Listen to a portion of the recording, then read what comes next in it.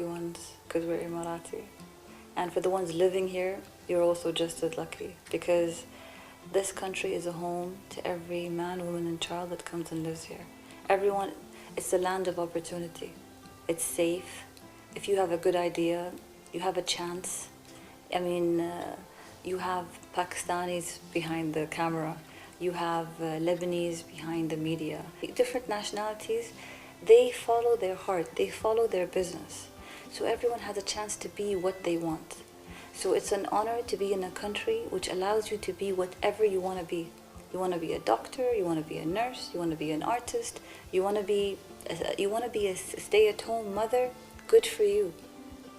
But you live a full life. I'm very grateful to be an Emirati living in the Emirates, and I'm very proud. And I wish you a wonderful day. And don't forget to smile, be grateful, stay blessed, and continue to read and develop always. Sheikh Mohammed bin Rashid kindly bestowed on us a great honor, and he also mentioned that in his future plans, he plans on having 50% of the ministers in the Emirates to be women. I think he has seen the progress, and I think he has felt and seen the difference in women doing their job.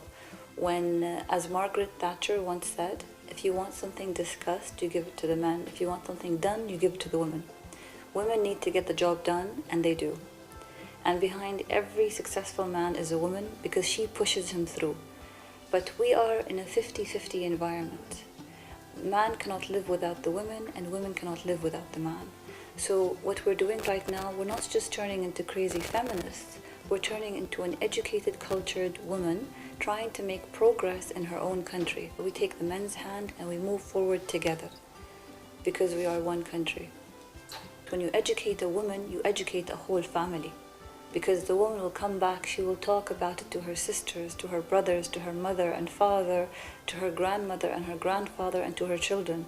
And she will plant the seeds of passion, of growth, in being an inquisitive child, wanting to be more, wanting to be a more successful person. I am a student of my parents. My parents were pioneers in education. My father was one of the first medical doctors in the country. My mother was the first school principal in the country. She was one of the first group of women to actually travel abroad to get a college education, herself and her sister. And now education has come to our country. We have colleges. We didn't have colleges back in the day. Now we have opportunities. Now we have our leaders supporting us, especially the women. In our status quo, it even shows us that women graduating with higher degrees are actually higher than men nowadays. But men have the opportunity to gain seniority over them.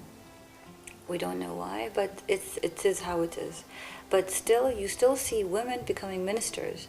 And when women become CEOs, they do a very good job, because they've had to go through a lot of grit and grime and sweat, blood and tears, and in the end they get there. And when they get there, they're ruthless. They know what they want, and they know exactly who they don't want on their team, and they know what their focus is clear.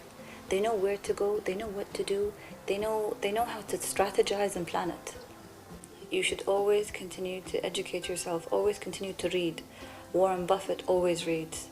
I myself, I'm doing my master's in the Sorbonne in Abu Dhabi in management, marketing, communication and media.